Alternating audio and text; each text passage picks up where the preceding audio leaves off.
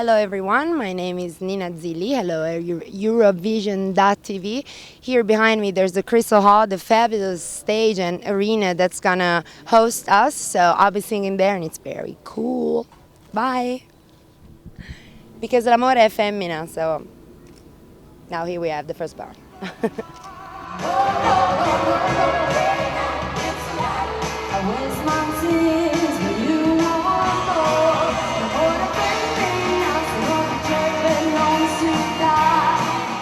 It would be so great if I won, but as we say in Italy, che sarà sarà, whatever will be will be. And then I'm also kind of a rock and roll person, so winning is not too rock and roll. I know I'd love to win, but I know how to lose. I won't get mad though.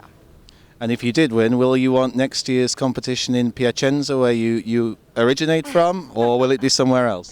Well, maybe we got such great cities, like we got a lot of arenas, and Piacenza doesn't have a wonderful arena like Verona, for example, or the Colosseum in Rome, or Milan, or Torino.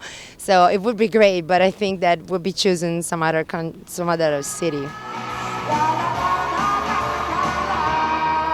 So Nicola, you were part of the panel who selected Nina to represent Italy in this year's Eurovision Song Contest, and you have a lot of talent at your disposal in the Sanremo Festival when you choose the artist for Eurovision. Can you just share with us what thought processes you went through and how you actually came to the decision to bring Nina?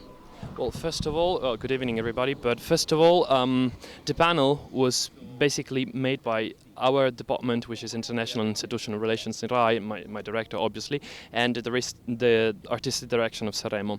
Well, in Sanremo we have a lot of, as you said, a lot of interesting artists, but we felt that Nina had all those requirements which would have made a performance suitable for Eurovision. She's talented, she's a great live performer.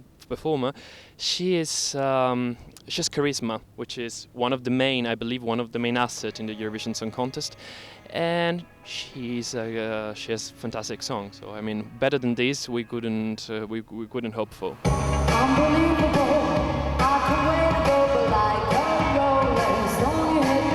I started singing actually when I was 5, and because we're Italian, so we go to church and there's a big chorus, and I understood there that music, I really love to do that. And then when I was 8, I started playing the piano. But when I was 10, I went to Ireland, and that really helped me out about black music, most of all because the first movie I saw was The Commitments. I really didn't get anything because I was very young, and it was very Irish, strong accent, so it was tough to understand, but I really got the music.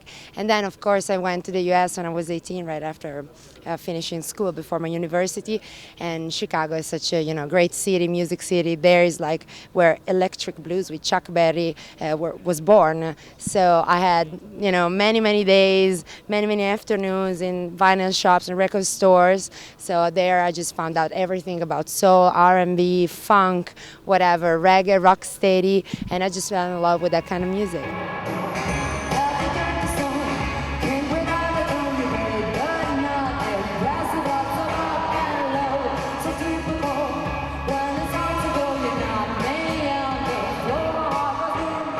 I choose Nina as my stage name because I was so impressed by the life of Nina Simone. I mean, of course I loved her. I've always loved her for her voice and her, way to play the piano. She was so great.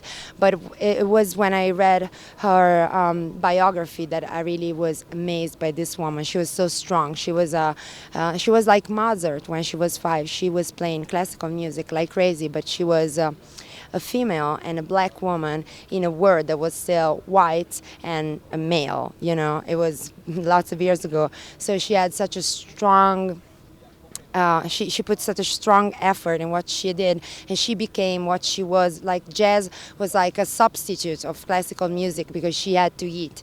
So thinking about that, she was so strong, such a powerful soul, and so she gave me a lot of inspiration. Of course, my life is was a lot easier than hers, but she's just, a model. Every woman should just fight for the rights for what she believes into, and she did. So I just choose the name because of that.